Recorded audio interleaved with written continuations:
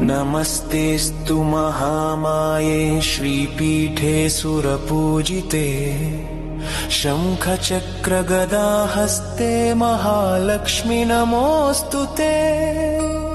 नमस्ते गरुडारूढे कोलासुरभयङ्करी सर्वपापहरे देवी महालक्ष्मि नमोऽस्तु ते।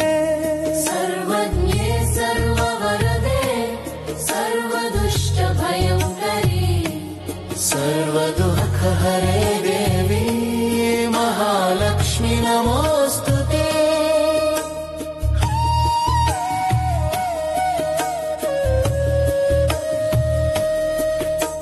सिद्धिबुद्धिप्रदे देवी भुक्तिमुक्तिप्रदायिनी मन्त्रमूर्ते सदा देवी महालक्ष्मि नमोऽस्तु ते।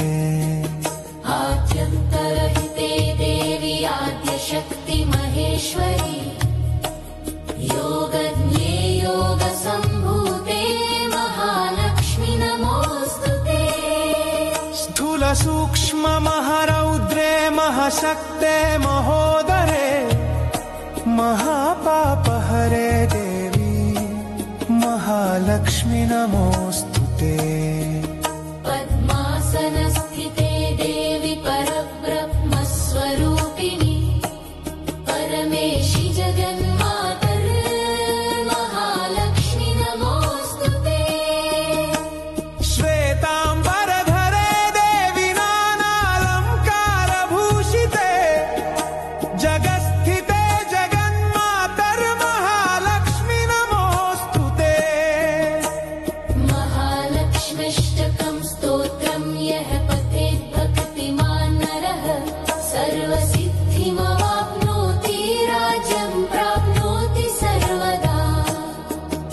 एककालं पठेन्नित्यं महापापविनाशनम् द्विकालं यः पठेन्नित्यं धनधान्यसमन्वितः त्रिकालं यः पठेन्नित्यं महाशत्रुविनाशनम् महालक्ष्मीर्भवेन्नित्यं प्रसन्ना वरदा शुभा। इति श्रीमहालक्ष्मी अष्टकम्